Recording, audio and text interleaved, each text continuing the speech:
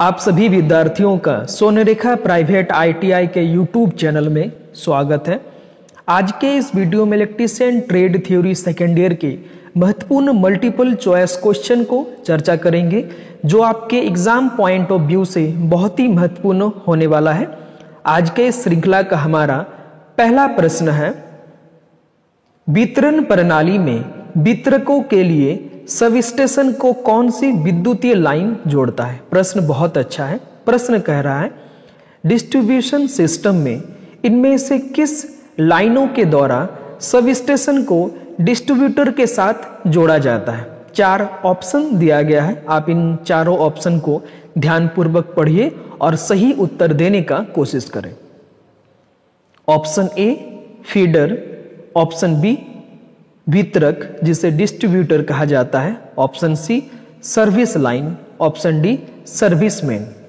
तो इस प्रश्न का सही जवाब होगा ऑप्शन ए, फीडर के द्वारा सब स्टेशन को डिस्ट्रीब्यूटर के साथ जोड़ा जाता है। ऑप्शन ए बिल्कुल सही जवाब है इस प्रश्न का। बढ़ते हैं दूसरे प्रश्न की तरफ। प्रश्न है, आईई के नियम के अनुसार मध्य वोल्टेज घरेलू इंस्टॉलेशन में किन्हीं दो चालकों के बीच इंसुलेशन प्रतिरोध क्या है।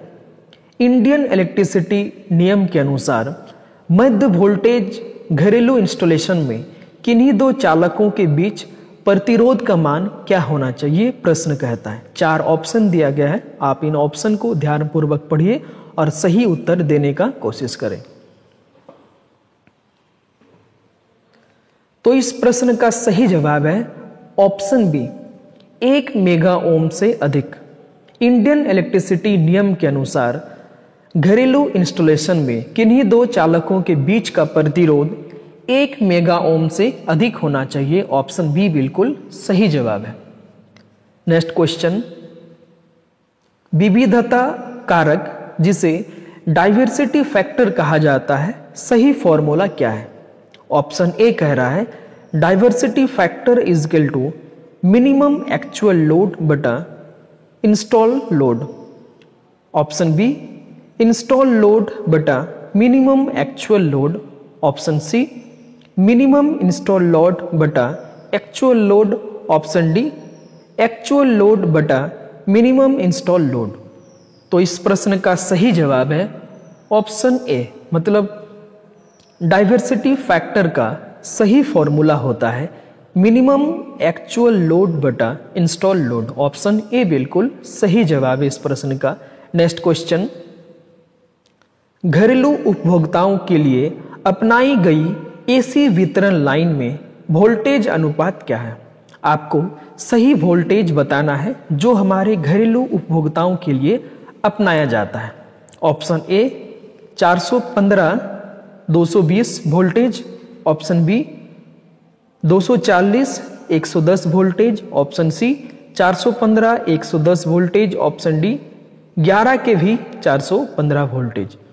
तो इस प्रश्न का सही जवाब होगा ऑप्शन ए 415 वोल्ट बटा 240 वोल्ट, जो कि हमारे घरेलू उपभोक्ताओं के लिए अपनाया जाता है। ऑप्शन ए बिल्कुल सही जवाब है इस प्रश्न का। नेक्स्ट क्वेश्चन, OH लाइनों में उपयोग किए जाने वाले इंसुलेटर का नाम क्या है। OH मतलब ओवरहेड लाइनों में इस प्रकार के इंसुलेटर का प्रयोग किया जाता है। आपको बताना है इस इंसुलेटर का सही नाम क्या है। Option A pin insulator, option B post insulator, option C strain insulator, option D shackle insulator. तो इस प्रश्न का सही जवाब होगा ऑप्शन डी सेकल इंसुलेटर। चित्र में दर्शाया गया इंसुलेटर का नाम है सेकल इंसुलेटर। ऑप्शन डी बिल्कुल सही जवाब है इस प्रश्न का। नेक्स्ट क्वेश्चन, लाइन इंसुलेटर का नाम क्या है। यहाँ पे फिर से आपको एक चित्र दिखाया गया है और आपको बताना है इस प्रकार के इंसुलेटर का सही नाम क्या हो सकता है। Option A pin type insulator, option B disc type insulator, option C shackle type insulator, option D suspension type insulator. तो इस प्रश्न का सही जवाब होगा option D suspension type insulator. Option D बिल्कुल सही जवाब है इस प्रश्न का। नेक्स्ट क्वेश्चन, आईई नियम के अनुसार घरेलू वायरिंग में उप सर्किट को जलाने के लिए अनुमेय भार कौन सा है? आपको बताना है इंडियन इलेक्ट्रिसिटी नियम के अनुसार किसी हाउस में लाइटिंग सब सर्किट में मैक्सिमम लोड कितना डाल सकते हैं? Option A 800 watt, option B 1200 watt, option C 2400 watt, option D 3000 watt. तो इस प्रश्न का सही जवाब होगा option A 800 watt. Indian electricity नियम के अनुसार घरेलू वायरिंग में सब सर्किट में अगर लाइटिंग लोड के लिए इसको यूज कर रहे हैं तो इसमें मैक्सिमम हम लोग 800 वाट ही जोड़ सकते हैं। अगर क्वेश्चन में पावर लोड ऐड कर दिया जाएगा तो उस वक्त 3000 वाट के लोड को जोड़ सकते हैं। याद रखिए लाइटिंग लोड के लिए 800 वाट और पावर लोड के लिए 3000 वाट तक कनेक्ट कर सकते हैं। नेक्स्ट क्वेश्चन, क्या कारण है जो एसी की तुलना में डीसी के ट्रांसमिशन पर कंडक्टर क्रॉस सेक्शन क्षेत्र का पूरी तरह से उपयोग कर सकते हैं? यह प्रश्न बहुत अच्छा है।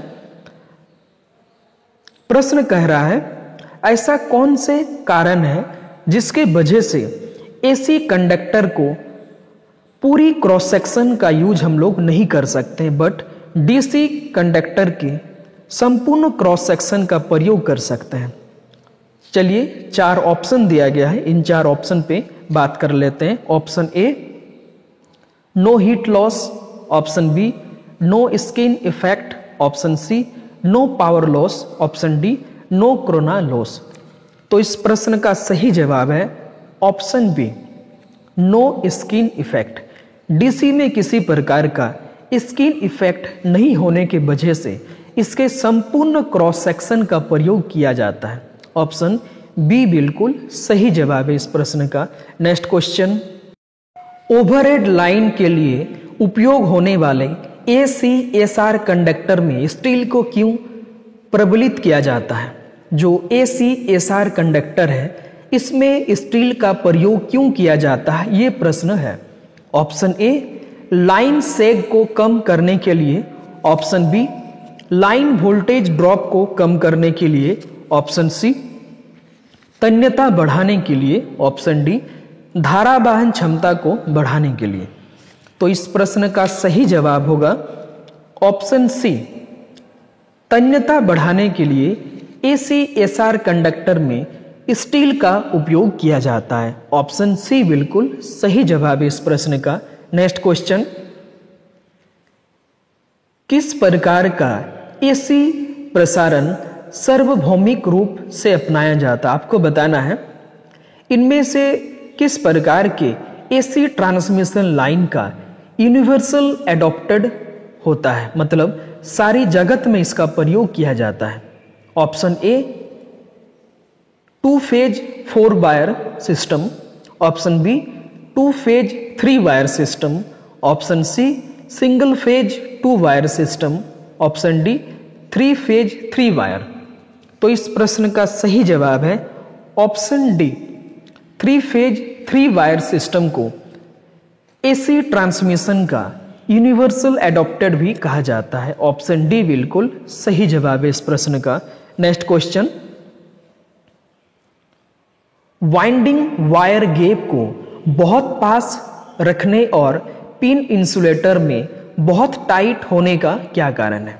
आपको बताना है ऐसे क्या कारण है जिसके वजह से वाइंडिंग वायर गैप को बहुत पास रखा जाता है और पिन इंसुलेटर में बहुत टाइट होता है। 4 ऑप्शन दिया गया है, आप इन चारों ऑप्शन को ध्यानपूर्वक पढ़िए और सही उत्तर दीजिए। तो इस प्रश्न का सही उत्तर है ऑप्शन ए स्पार्किंग से बचे। ऑप्शन ए बिल्कुल सही जवाब है इस प्रश्न का। नेक्स्ट क्वेश्चन, ओवरहेड लाइनों पर उपयोग किए जाने वाले कंडक्टर का नाम क्या? आपको बताना है ओवरहेड लाइन, जिसे OH लाइन भी कहा जाता है, इसके लिए किस प्रकार के कंडक्टर का प्रयोग सबसे ज्यादा मात्रा में किया जाता है? Option A ACSR, option B aluminium, option C galvanise iron, option D hard drawn copper. तो इस प्रश्न का सही जवाब है ऑप्शन ए ACSR कंडक्टर, मतलब aluminium conductor steel reinforce, ACSR का फुल फॉर्म होता है। इसी का प्रयोग ओवरहेड लाइन में ज्यादातर किया जाता है। ऑप्शन ए बिल्कुल सही जवाब है इस प्रश्न का। नेक्स्ट क्वेश्चन, विद्युतीय खंभे में प्रयुक्त क्रॉस आर्म का मुख्य उद्देश्य क्या है? आपको बताना है इलेक्ट्रिकल पोल में क्रॉस आर्म लगाने का मुख्य उद्देश्य क्या है। चलिए एक एक करके इनके ऑप्शनों पर बात कर लेते हैं। ऑप्शन ए लाइन कंडक्टर को सहारा देना, ऑप्शन बी ओवरहेड लाइन पर इंसुलेशन पकड़ना, ऑप्शन सी कंडक्टर के बीच शॉर्ट सर्किट से बचा जाता है, ऑप्शन डी सहारे के लिए कंडक्टर शिथिलता को कम करता है, मतलब सैग को कम करता है। तो इस प्रश्न का सही जवाब है ऑप्शन बी, ओवरहेड लाइन पर इंसुलेशन को पकड़ने के लिए क्रॉस आर्म का प्रयोग किया जाता है। ऑप्शन बी बिल्कुल सही जवाब है इस प्रश्न का। Next question,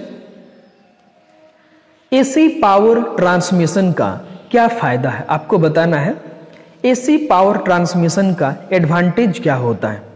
option A corona loss negligible, मतलब कोरोना लॉस बहुत कम होता है। ऑप्शन बी ट्रांसमिशन लाइन पर तनाव न्यूनतम है। ऑप्शन बी ट्रांसमिशन लाइन में कम वोल्टेज ड्रॉप, और ऑप्शन डी वोल्टेज को स्टेप अप किया जा सकता और आसानी से स्टेप डाउन किया जा सकता है।